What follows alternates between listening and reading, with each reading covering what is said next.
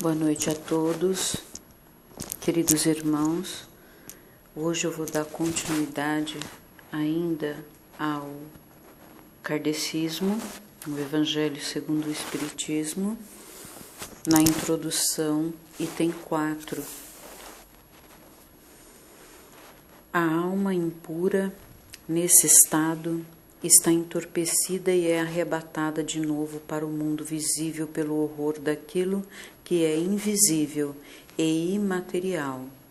Ela erra, então disse ao redor dos mausoléus e dos túmulos, perto dos quais viu, por vezes, fantasmas tenebrosos, como devem ser as imagens das almas que deixaram o corpo sem estar inteiramente puras e que retém alguma coisa da forma material, o que faz com que o olhar possa percebê-las. Essas não são as almas dos bons, mas dos maus, que são forçadas a errarem nesses lugares, onde carregam o castigo da sua primeira vida e onde continuam a errar até que os apetites inerentes à forma material que se deram conduzam-nas a um corpo, e então elas retomam, sem dúvida, os mesmos costumes que durante sua primeira vida foram o objeto de suas predileções. Não só o princípio da reencarnação está aí claramente exposto, mas o estado das almas que estão ainda sob o império da matéria. Está descrito tal como o Espiritismo o mostra nas evocações. A mais, está dito que a reencarnação num corpo material é uma consequência da impureza da alma. Enquanto que as almas purificadas estão livres dela, o Espiritismo não diz outra coisa.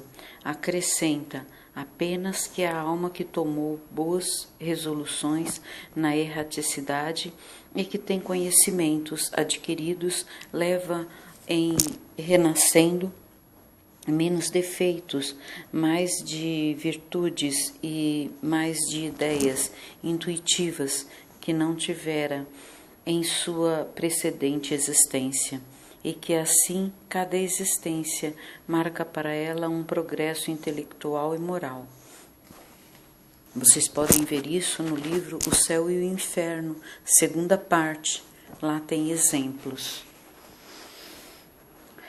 No item 5, depois da nossa morte, o gênio, daimon, demônio, que nos fora designado durante nossa vida, nos conduz para um lugar onde se reúnem todos aqueles que devem ser conduzidos ao Hades, para aí serem julgados. As almas, depois de terem permanecido no Hades o tempo necessário, são reconduzidas a esta vida em numerosos e longos períodos. É a doutrina dos anjos guardiões ou espíritos protetores e das reencarnações sucessivas, depois de intervalos mais ou menos longos de erraticidade. Item 6. Os demônios enchem o espaço que separa o céu e a terra. São o laço que une o grande todo consigo mesmo.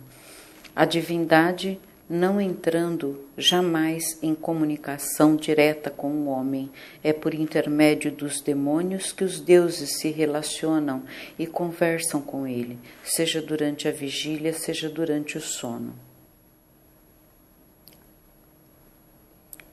Forte isso, né? A palavra daimon, que deu origem a demônio, não era tomada no mau sentido na antiguidade, como entre os modernos. Não se dizia exclusivamente dos seres malfazejos, mas de todos os espíritos em geral, entre os quais distinguiam-se os espíritos superiores, chamados deuses, e os espíritos menos elevados, ou demônios propriamente ditos, que se comunicavam diretamente com os homens. O Espiritismo diz também que os espíritos povoam o espaço, que Deus não se comunica com os homens senão por intermédio dos espíritos puros encarnados que se transmitirem suas vontades. Perdão. Eu vou ler novamente porque eu me perdi aqui. Que Deus não se comunica com os homens senão por intermédio dos espíritos puros encarregados de transmitirem suas vontades. Que os espíritos se comunicam com eles durante a vigília e durante o sono. Substituí a palavra demônio pela palavra espírito e tereis a doutrina espírita. Colocai a palavra anjo e tereis a doutrina cristã. Item 7. A preocupação constante do filósofo, tal como o compreendiam Sócrates e Platão, é de tomar o maior cuidado com a alma, menos por esta vida, que não é senão um instante, do que uma vida da eternidade. Se a alma é imortal, não é mais sábio viver com vistas à eternidade? O cristianismo e o espiritismo ensinam a mesma coisa. No item 8, se a alma é imaterial, depois desta vida, ela deve seguir para um mundo igualmente invisível e imaterial, da mesma forma que o corpo, em se decompondo, retorna à matéria.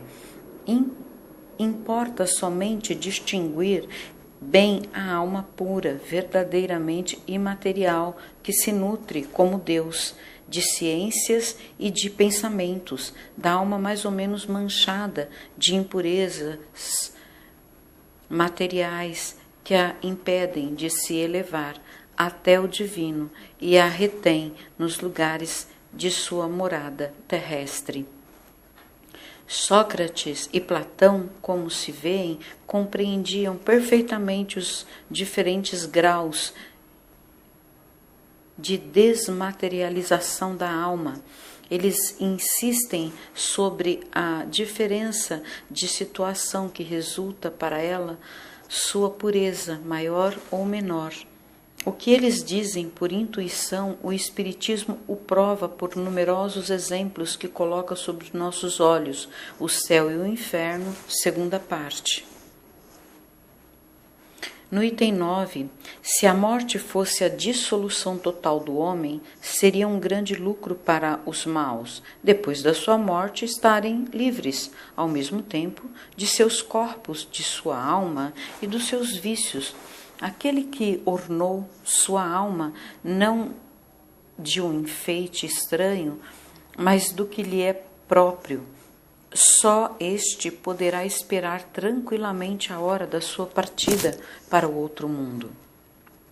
Em outros termos, é dizer que o materialismo que proclama o nada depois da morte seria a anulação de toda responsabilidade moral ulterior e, por consequência, um excitante ao mal, que o mal tem tudo a ganhar com o nada, que só o homem que se despojou de seus vícios e se enriqueceu de virtudes pode esperar tranquilamente o despertar na outra vida.